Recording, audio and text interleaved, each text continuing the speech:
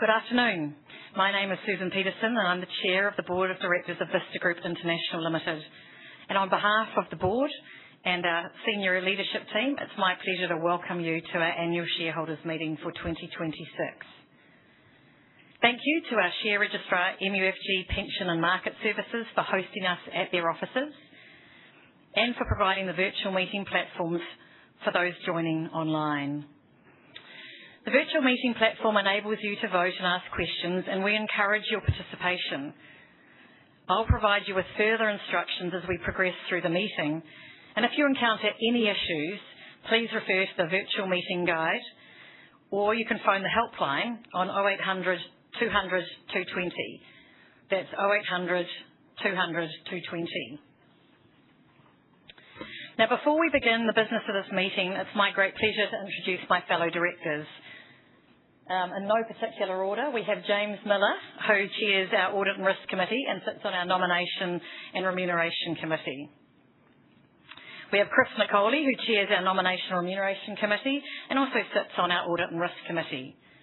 We have Claudia Batten, who sits on both our Audit and Risk Committee and Nomination and Remuneration Committee. And we have Murray Holdaway, the co-founder of Vista Group, who is unable to join us today as he's overseas. He's asked me to pass on his apologies to you.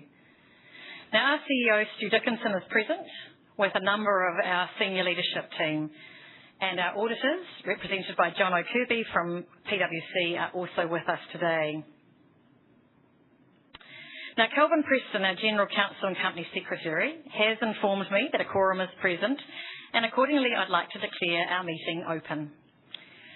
I confirm that valid proxies and postal votes have been received for approximately 188 million voting shares.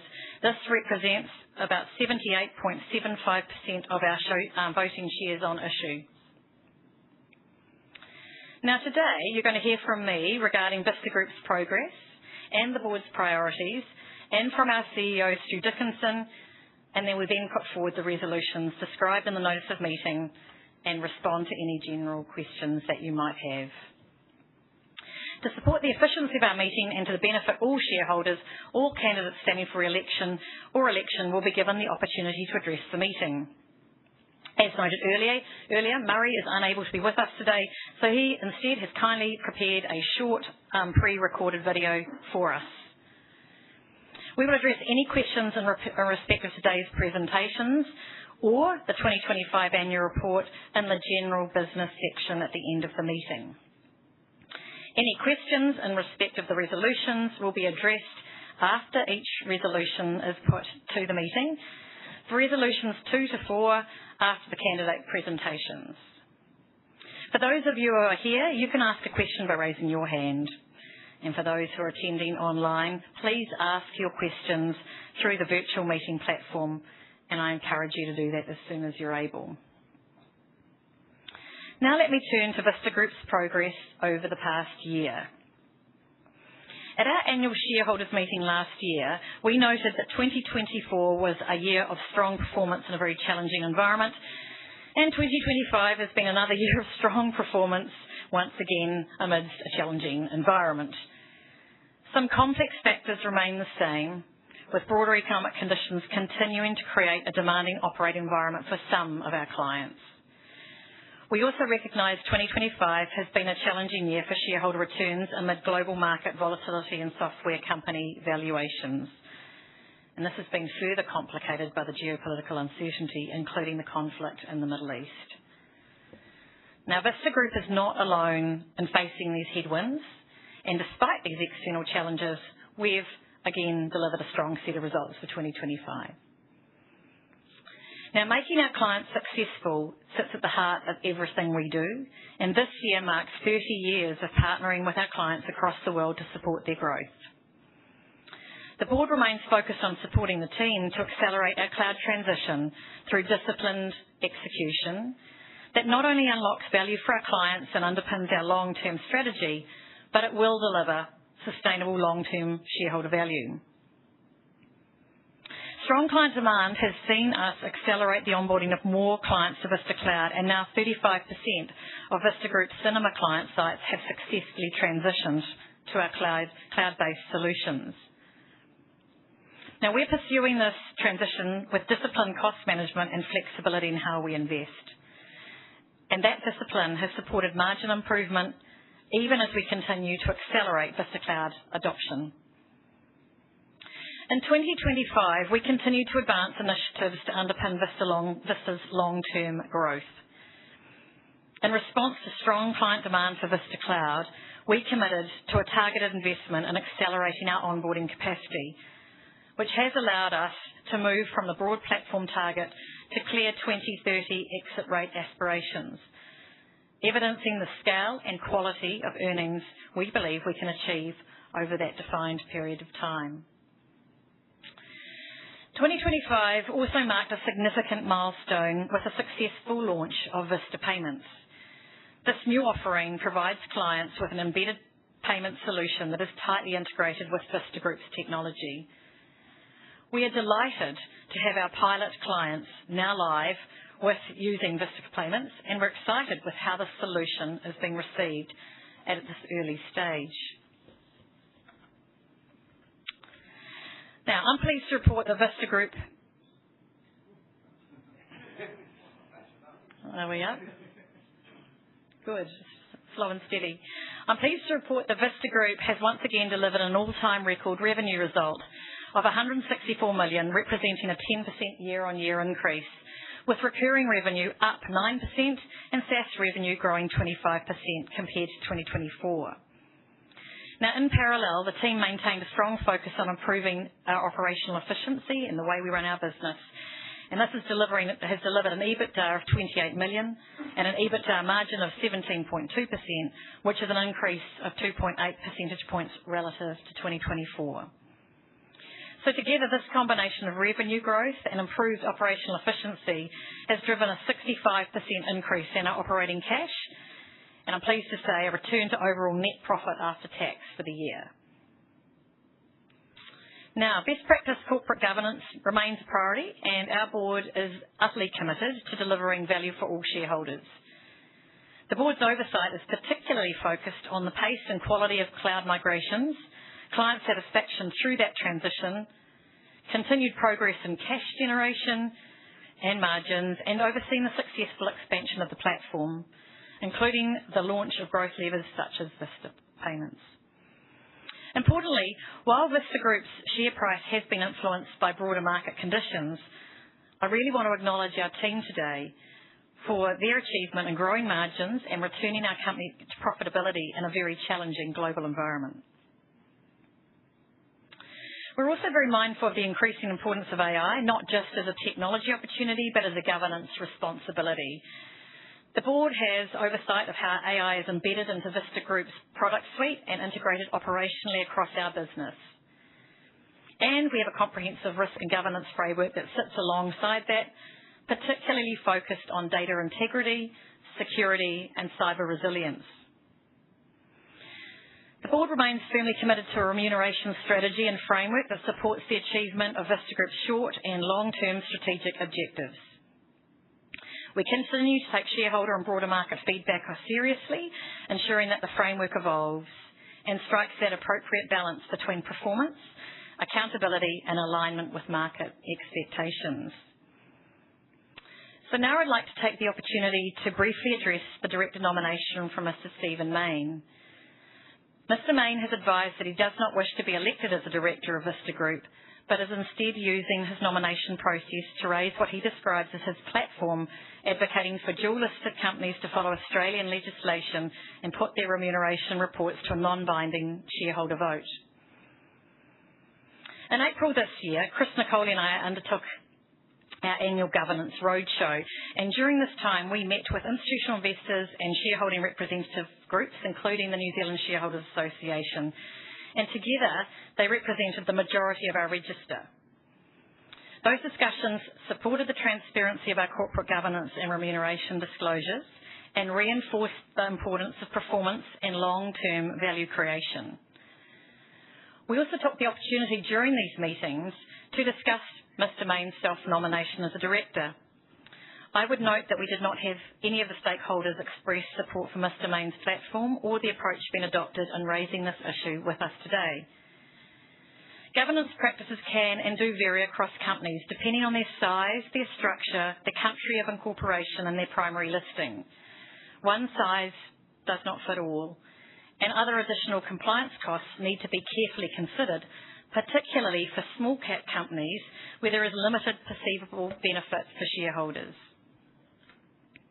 Vista Group is a New Zealand incorporated company with its primary listing on the NZX and as such is governed by New Zealand law. Our strong view, supported by other stakeholders, that New Zealand law already provides appropriate avenues for shareholder concerns such as this to be raised, including at shareholder meetings like this. We remain committed to continuing to enhance our corporate disclosures and are comfortable that our current approach is right-sized for Vista Group and in the best interest of the company and you as shareholders. So now I'd like to turn to our board succession process, which is well established and progressing well. As we work through this process, we are undertaking the evaluation of candidates against our published board skills matrix and experience criteria, ensuring we continue to have the right mix of skills, perspectives and experience to support this lovely company through its next phase of growth.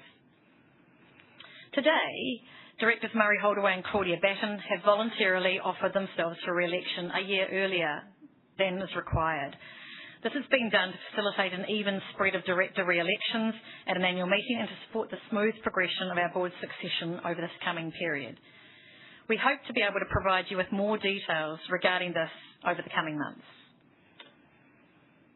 Now I'd like to take this opportunity to express my sincere gratitude to my fellow directors for their continued commitment and contributions to Vista Group. And to Stu and to our wider Vista Group team, thank you for the hard work, your resilience, your unwavering focus on our clients and executing the strategy in this complex operating environment. We can be proud of what we've achieved over the course of the last year. And finally, thank you to our shareholders for your continued engagement, support and trust. We value the time you give us at Vista Group and the confidence you place in us. And we look ahead with clear focus on the long-term value creation and on delivering more for you in the years to come. Nō reira, tēnā koutou, tēnā koutou, tēnā koutou katoa. I'll now hand over to Stu.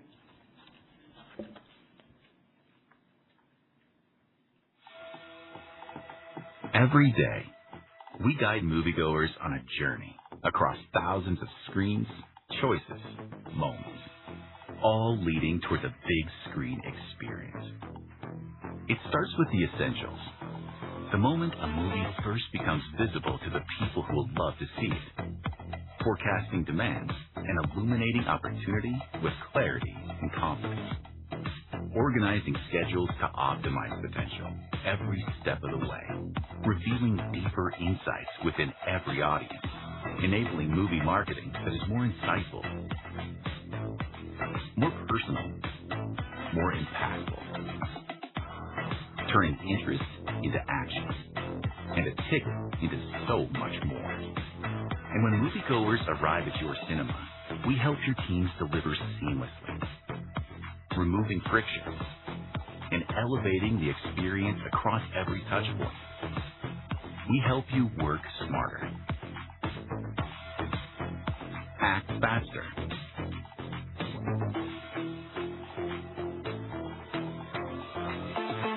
and see further. Illuminating the path across every screen, choice, and moment to unforgettable big screen experiences.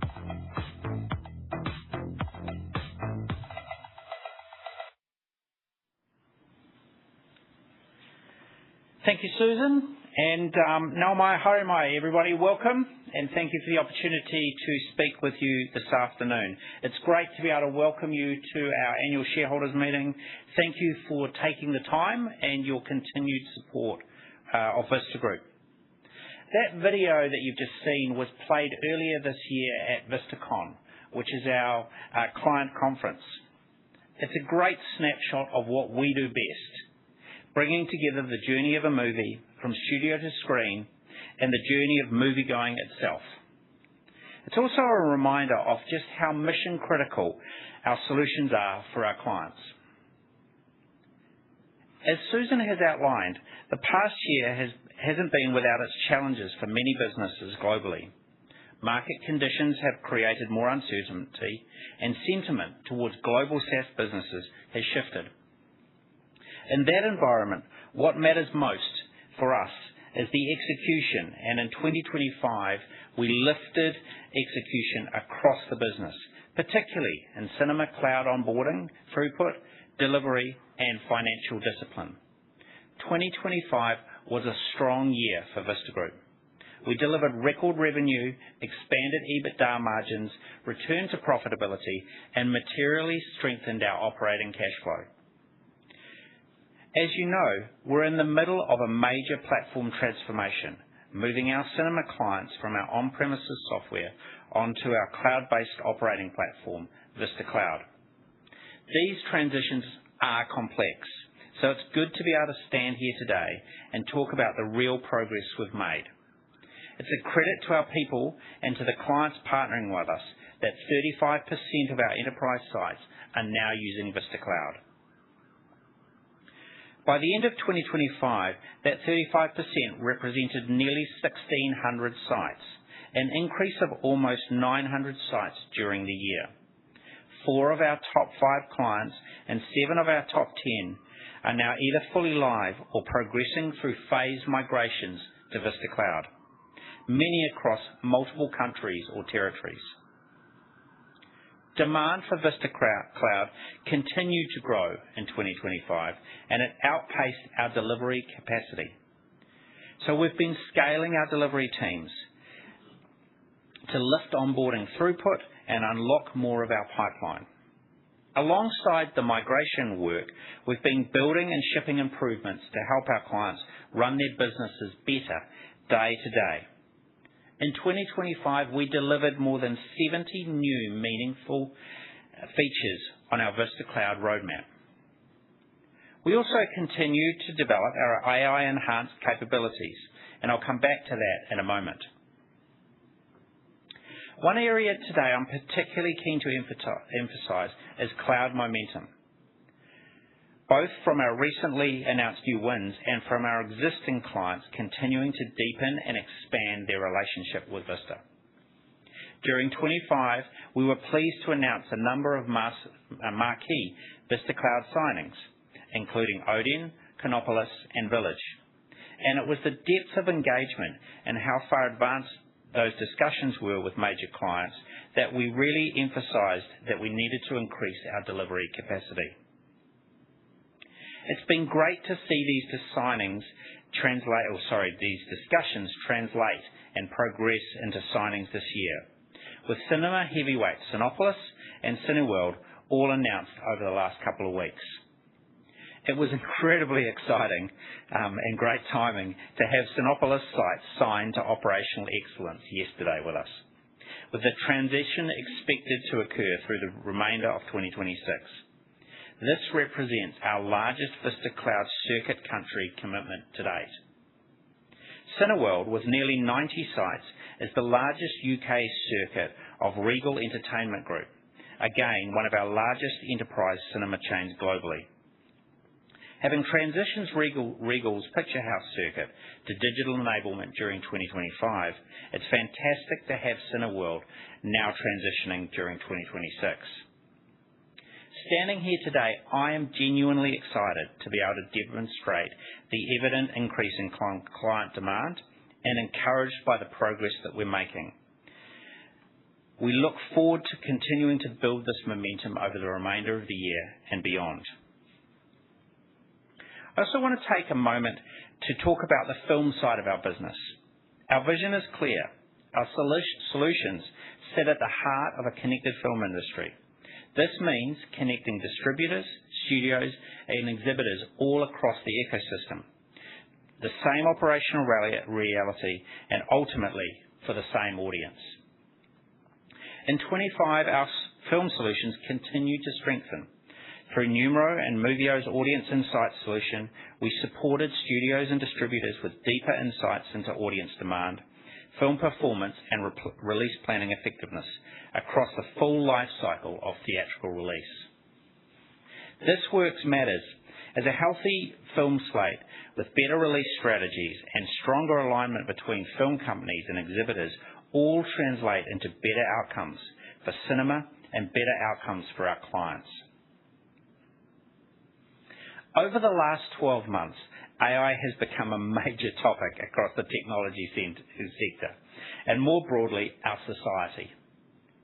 In our market, there's a lot of excitement, but there's also, to be frank, a lot of noise. Our approach at Vista Group is deliberate and practical. We don't treat AI as something separate that we bolt into our products. We build it into workflows our clients already rely on inside our film and cinema solutions, and we've embedded it across the operations of our company. We have a durable foundation for applying AI at scale. Every ticket sold, every seat selected, every concession transaction runs through our system. AI isn't new for us. We have and are continuing to embed AI capabilities directly into Vista Cloud, focusing on the outcomes our clients care about: improving attendance, optimizing pricing and scheduling, reducing cost to serve, all while continuing to protect client data, cybersecurity, and revenue integrity. Many of these AI-enabled features are already live and in use today, from assisted scheduling tools that help film programmers place the right movie on the right screen, to predictive analytics that help exhibitors better understand customer lifecycle value. These are practical tools shaped through direct client input. And because this builds on 3 decades of connected data and operational know-how, we can innovate with focus on what matters most to our exhibition clients. At the same time, we're using AI across Vista Group in engineering, support and onboarding, and our internal workflows. We're already seeing productivity gains in how teams build, deploy, and support our software. And over time, it gives us a clear path to further margin expansion. We'll continue to focus on supporting our teams to adopt and leverage AI as they grow their careers. And we're doing this in a way that's secure, governed, and trusted, because that matters deeply in an industry that relies on us for our accuracy and independence. Alongside our core Vista Cloud strategy, we're also adding a small number of complementary growth levers that deepen our client relationships and extend what the platform can do over time.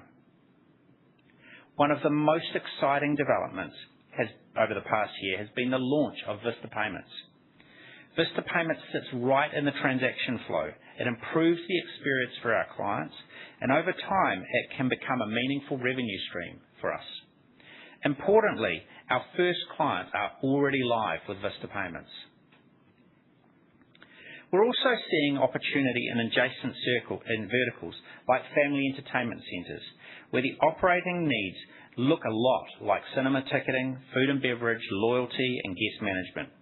And it is, in many cases, our existing clients who are pulling us into these spaces as they themselves expand. Beyond that, we will continue to evaluate opportunities in film distribution, data services, and other areas where we believe our technology and data can help solve long-standing industry challenges. Across all of this, though, we're staying disciplined. We're clear on where the opportunities are, and we're staying focused on our core mission and building from there. For 2026, we expect total revenue in the range of 176 to 182 million, representing approximately 10 to 13% growth over 2025 on a constant currency basis. We also expect EBITDA margin to be between 18 and 20%, an improvement from 17.2% in 2025. Achievement of these guided outcomes is supported by key assumptions from domestic box office performance, foreign exchange movements, and the timing of our major client signings and onboardings. Despite the current geopolitical uncertainty in the Middle East, the box office is performing exceptionally well. There are some very cool movies out there. And currency is slightly favourable, meaning we remain on track to deliver. As we look ahead to FY26 or to 2026, our priorities are super clear. First, we remain focused on accelerating Vista Cloud onboarding while continuing to balance free cash flow and margin progression. We're targeting 2,000 cloud sites by year-end, including a meaningful increase in sites from operational excellence. Second, we're focused on growing our market share in 26. Third, we'll continue to embed AI across both our products and our operations, delivering tangible value for our clients while improving our own efficiency and scalability across the business. And finally, we will carefully scale new growth levers like Vista Payments, ensuring we invest responsibly and in line with client demand. And throughout all of that, we'll remain laser-focused on driving shareholder returns through revenue growth and margin expansion, consistent with our guided ranges. From an industry perspective, the outlook is encouraging. The 2026 film slate is stronger, with several major franchises release scheduled, and market forecasts point to a significantly improved box office relative to 2025. What we're seeing from studios and exhibitors and beyond is greater confidence in theatrical windows, better alignment on planning, and a renewed focus on delivering compelling theatrical releases. And as we sit here today, the domestic box office has been performing extremely well, up more than 15% on the same period in 2025. To close, I want to come back to the opportunity in front of us. It's not often, and I've said this before, it's not often that you get to the chance to help transform an entire industry, particularly one that's as culturally significant as cinema. And we're in a unique position to do that, as the trusted, mission-critical backbone that so much of the industry runs on. We've got strong client momentum. Our platform is becoming more central to how customers operate, and our AI capabilities are practical and differentiated. And our team continues to execute with focus. So on behalf of the whole leadership team, thank you to all our people, our clients, and to you, our shareholders, for the trust you place on us. You place in us. We remain committed to executing the strategy and delivering long-term value, driving shareholder returns, and building a resilient, growing business for the years ahead. Thank you, everybody, and I'll now hand back to Susan.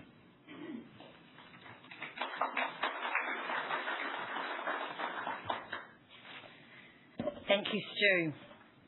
Well, we've now come to the formal business of the meeting, and the resolutions and accompanying explanatory notes are set out in the notice of meeting.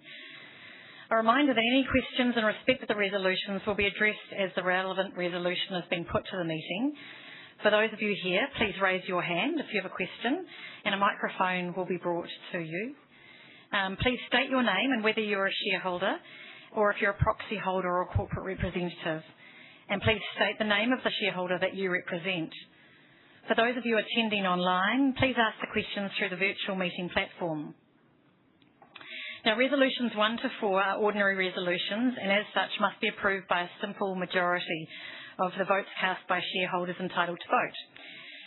Voting on all resolutions will be conducted by way of a poll. Resolution 1 is the standard approval of the auditor fees. Resolutions 2 and 3 are for the re-election of Murray Holdaway and Claudia Batten as directors. These resolutions have the unanimous support of the board. Resolution 4 is the election of Mr. Stephen Mayne for his self-nomination. Resolution 4 does not have the support of the board. As each of these resolutions are raised, the relevant nominee will be given the opportunity to address the meeting for a couple of minutes. And at that, after the nominees must end their address, then I'd ask them to remain available to respond to any shareholder questions. Following voting on each resolution, I'll advise the meeting of the number of votes that have been cast by postal vote and proxy ahead of the meeting for that resolution. Other than Resolution 4, it's the intention of directors that any undirected proxies held by directors will be voted in favour of the resolutions. Undirected proxies held by directors in respect of Resolution 4 will be voted against the resolution. Now, for those of you who are attending in person, you should have a voting card, and it was given to you as you came into this room. So please raise your hand if you do not have a voting card, and someone will come and assist you.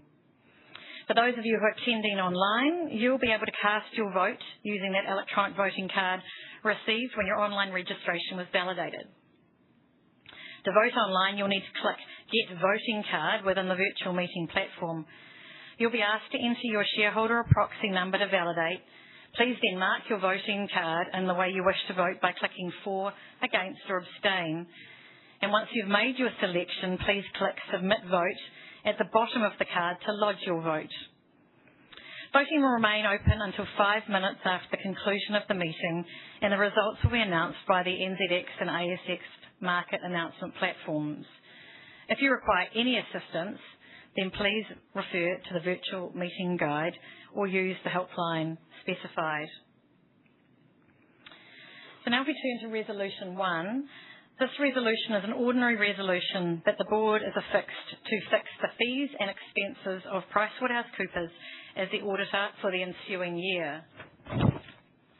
I note the automatic reappointment of PricewaterhouseCoopers as Vista Group's auditor under Section 207T of the Companies Act, and the resolution is to authorise the board to fix the auditor's fees and expenses for the 2026 financial year. Are there any questions from those present in relation to this resolution?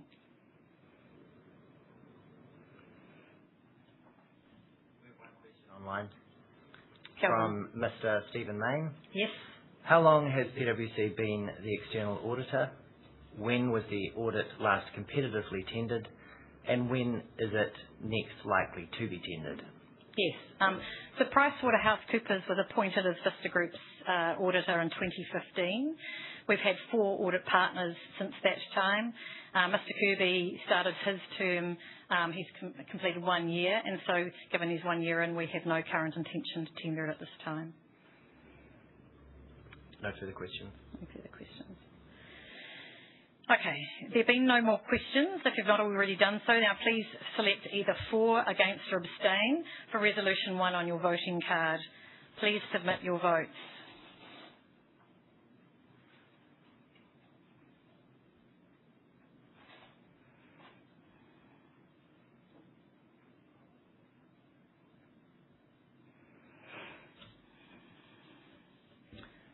Okay, you'll now see on the screen the number of proxy and postal votes that have been received for Resolution 1. We'll now turn to Resolution 2. The next item of business is the ordinary resolution for the re-election of founder and non-executive director Murray Holdaway. Now, Murray retires at this meeting and voluntarily offers himself for re-election. I'm pleased to advise you that Murray's re-election has the unanimous support of the board. Brief biographical details for Murray are included in the notice of meeting. As noted earlier, Murray was unable to attend this meeting and so has instead prepared a brief video, which we will play now before we take any questions. Murray has authorised me to answer any questions on his behalf. Good afternoon, everyone. I'm sorry I can't be with you today. I'm currently in Japan. I'm Murray Holdaway, a co-founder of Vista, and I have worked in the company for over 20 years. For most of that time, I was in the role of CEO. I served as Chief Executive Officer of Vista Entertainment Solutions from 2000 to 2014, when Vista was a private company, and then as Chief Executive of Vista Group from the company's IPO in 2014 until 2018. From 2018 to 2024, I was the company's Chief Product Officer, focused on product vision and innovation for our global customers.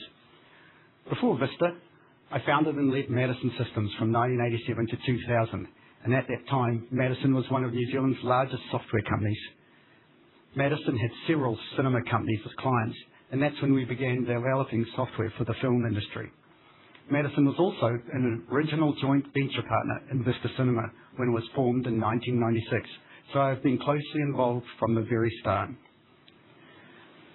Since Vista went public in 2014, I served on the board. I remain closely engaged with the company, excited about the progress we're making, and I'm committed to its long-term success.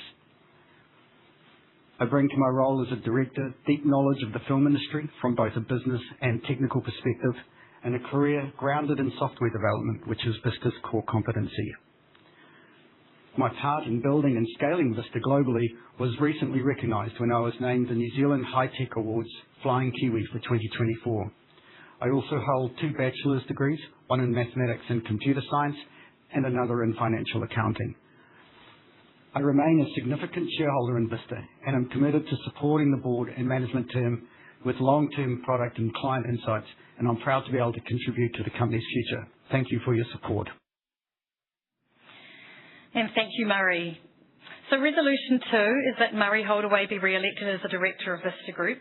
Do we have any questions online in the room for Murray? We have one question online from Mr. Stephen Main. Congratulations to our founder, Murray Holdaway, for receiving support from 99.45% of the directed proxies lodged ahead of the meeting and disclosed to the ASX shortly before the meeting commenced. Could you advise how many of the 2,559 shareholders voted on Murray's re-election? And when disclosing the poll outcome to the ASX, could you please include the headcount data, like with a scheme of arrangement? This is a voluntary transparency measure that many ASX-listed companies now do in order to stimulate greater participation. Thank you. Well, in terms of the number of shareholders, as you know, we've got a reasonably concentrated register as a small cap company. In terms of the number of shareholders versus the number of shares held by them, we had 52 shareholders vote for, we had 38 give us open mandates, and we had 5 against and 3 from abstain. In terms of the other question, we want voluntary disclosure of those numbers next time around. Look, we don't have any feedback from the majority of our register to go to that effort, so I don't think we'll be doing that moving forward for a small cap company. Thank you. So we'll now maybe see the number of proxy and postal votes that have been received for Resolution 2. And the next item of business is the ordinary resolution for the re-election of non-executive director Claudia Batten. Claudia retires by rotation at this meeting and voluntarily offers herself for re-election. I'm pleased to advise you that Claudia's re-election has the unanimous support of the board. Brief biographical details for Claudia are included in the notice of meeting. I now invite Claudia to address the meeting and before we take any questions.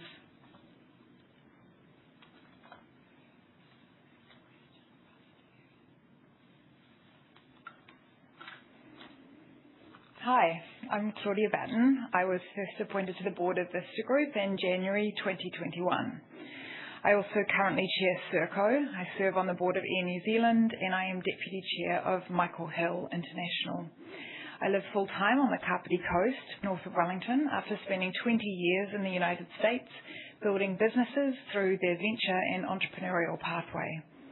That dual lens, a New Zealand base with an instinct for global markets, is what I bring into the Vista boardroom. The headline numbers for 2025 have been well covered, but I'd like to acknowledge the incredible work behind those results. The cloud delivery team have done tremendous work supporting and growing our customer base and continue to deliver on the growth objectives for Vista Group.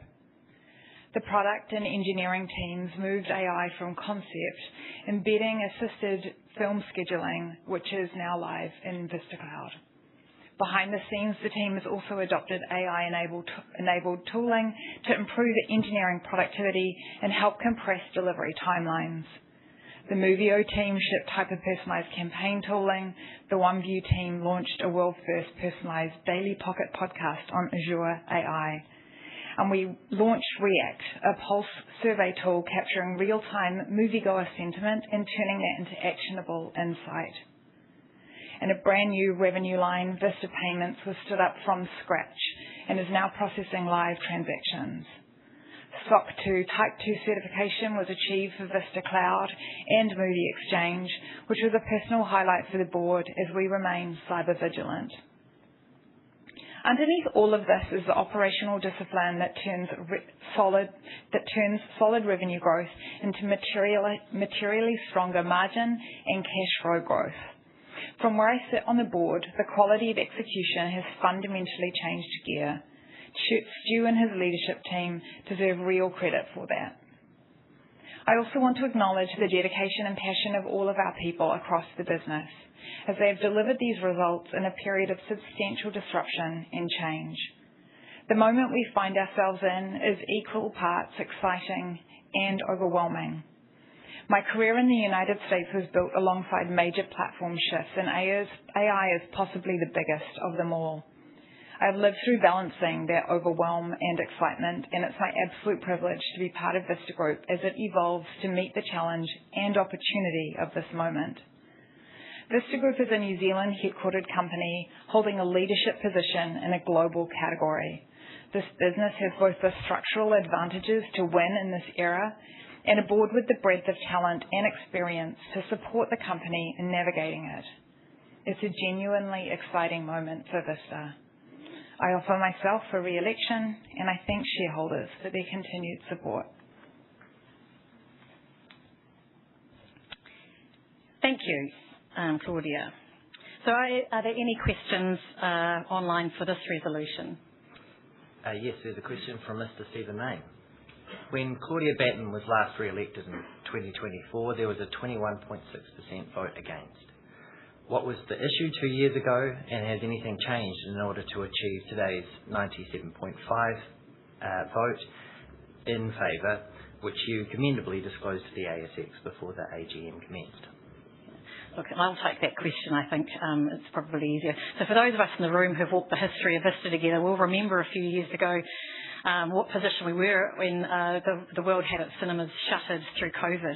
And we went into a time where we were staring down the barrel of having no revenue, and we were having clients worried about their own viability. During that time, and facing effectively a cash flow challenge, we adopted a number of bespoke strategies to ensure the company's survival.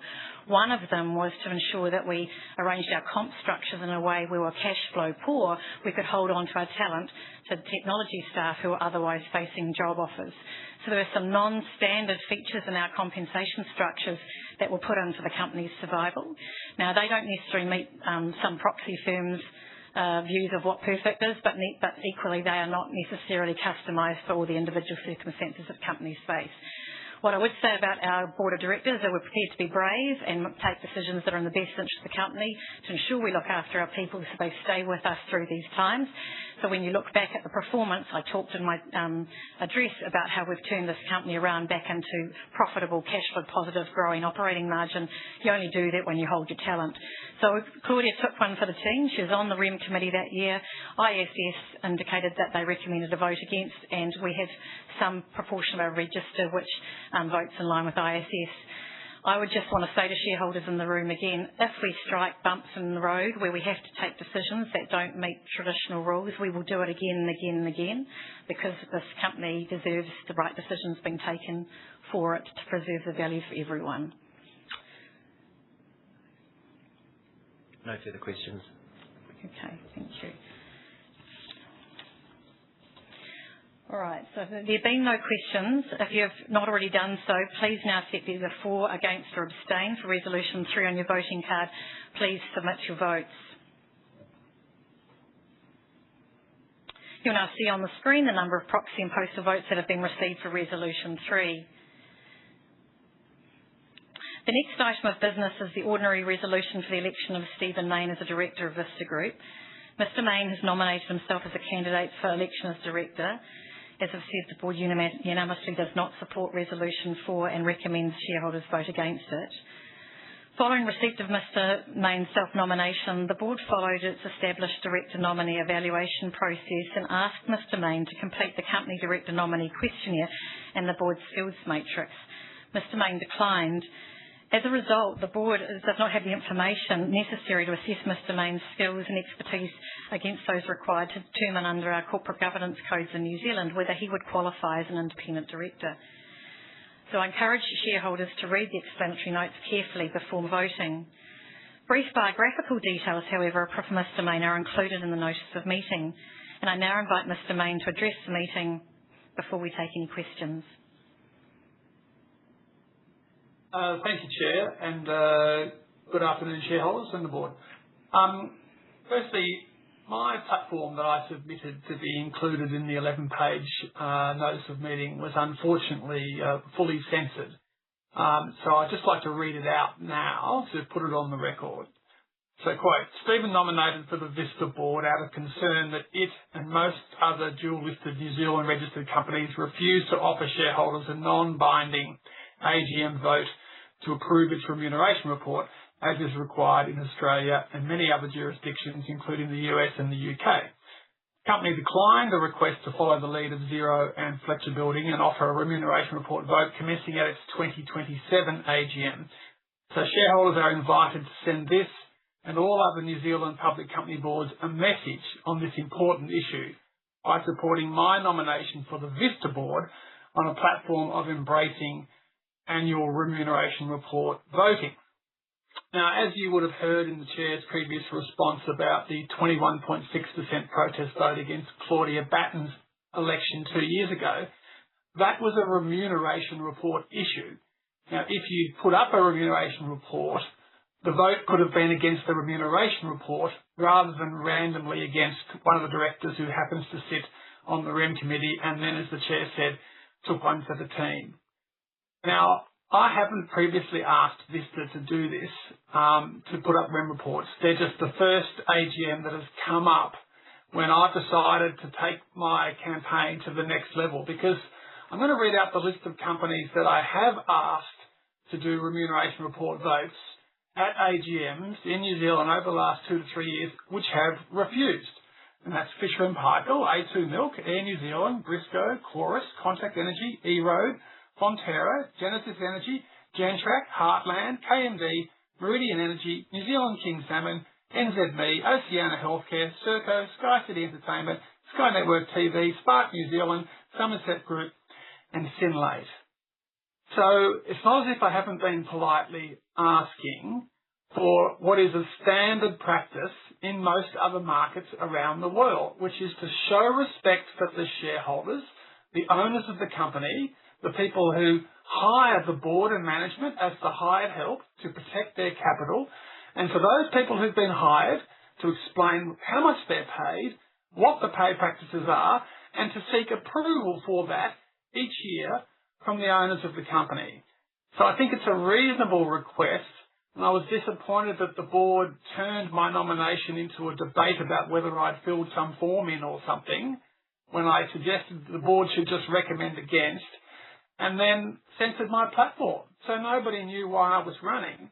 And I've actually lodged a written question for the Chair to answer as to how she was able to go around and sample shareholders on her roadshow about my platform, and my platform had never been published. So she was selectively briefing these institutional shareholders on why I've run. So I'd be interested to hear the answer from that. Thank you to the shareholders who have supported me. I think I've got 2.5%. It's small.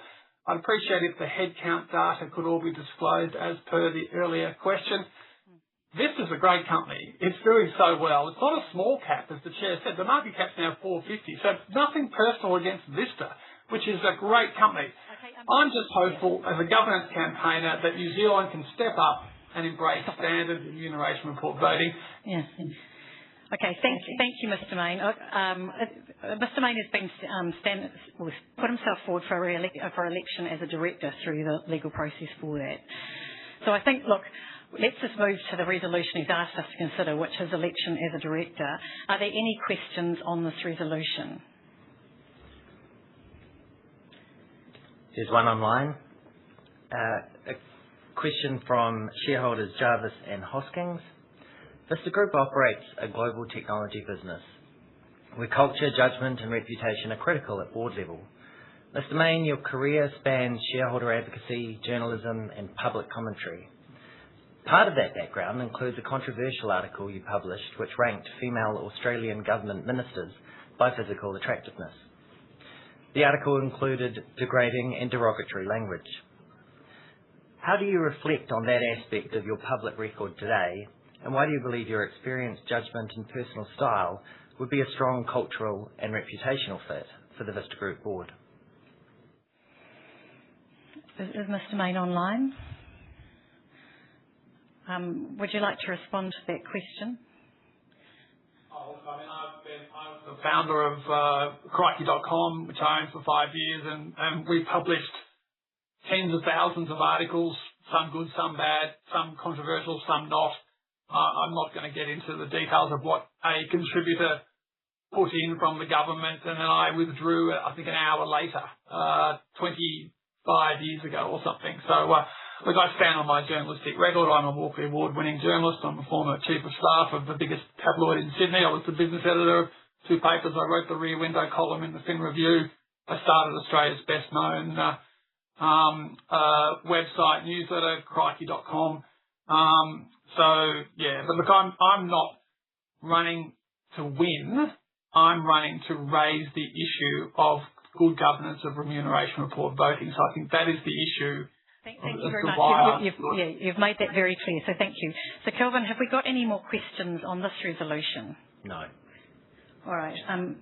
Well, if there are no more questions, if you've not already done so, please can you now select for, against or abstain for Resolution 4 on your voting card.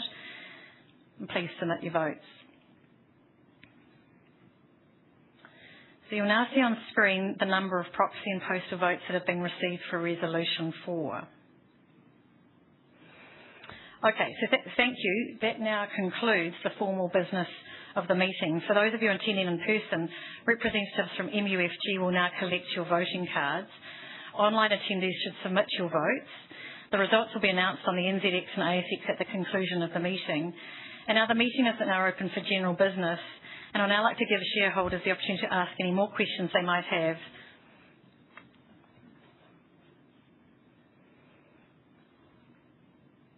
You can continue to ask questions online or in person, or we'll address questions already submitted online. If we run short on time and are unable to ask your question online today, we'll endeavour to respond to you after the meeting.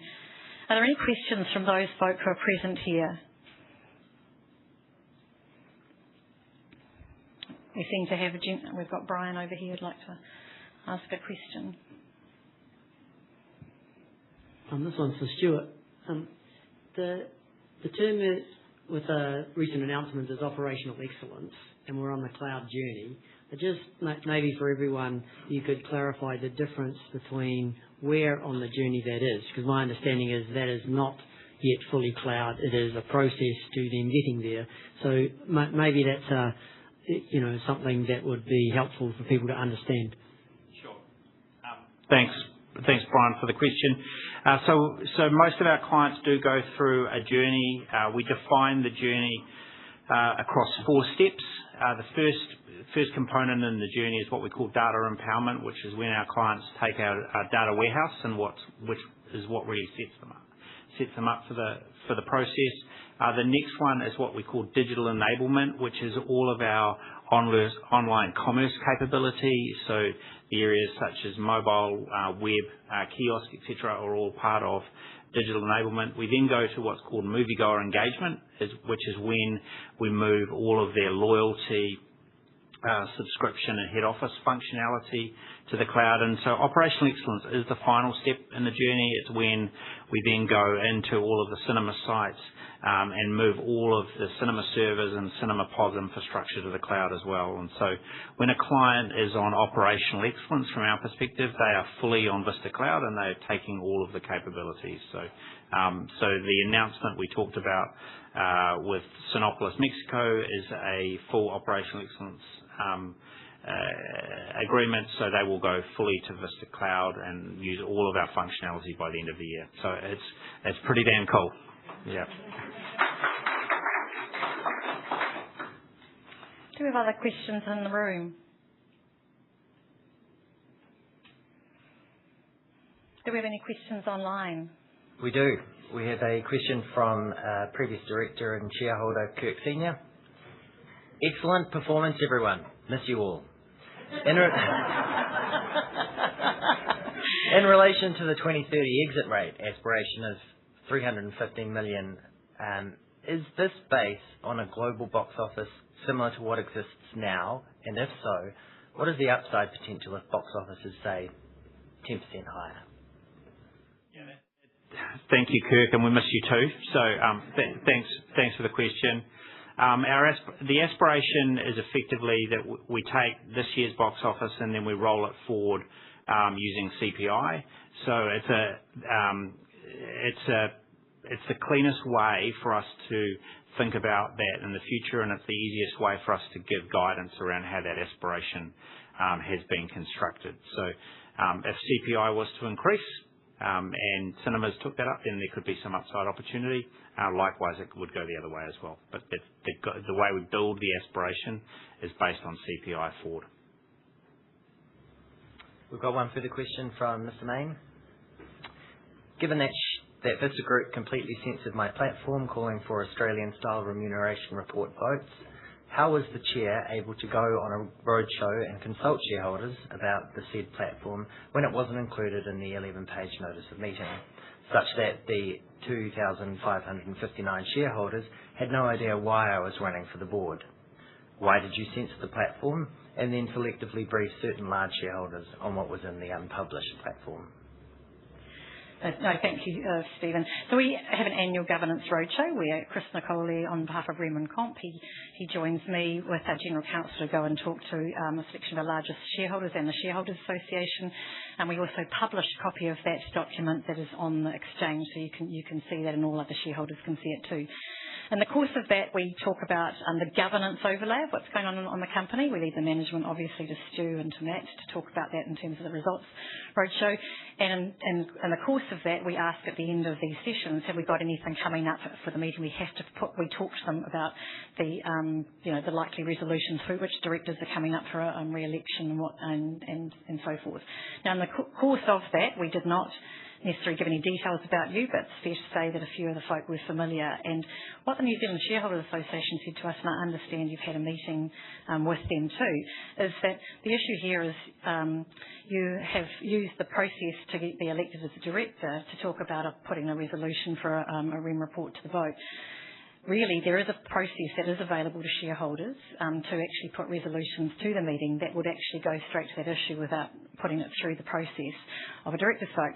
If you go through the process to be put up for election as a director, we have to follow the law and the corporate governance standards which force the directors to make assessments on the eligibility, and you decline to provide that information. So look, we're very open to all shareholders putting forward resolutions. There is that pathway, as the New Zealand Shareholders Association has said, but to put self-nomination for directorship is in a completely different category, and we didn't have the requisite information. So I apologise if you're frustrated on that, but we do have to absorb our corporate governance standards in New Zealand. Are there any more questions? All right. Well, that completes the business of the meeting. Thank you all for joining us today and for your continued support of Vista Group. And I'd like to enjoy those present for us to join us for light refreshments in the area outside this meeting room. And I now declare the meeting closed. Thank you very much.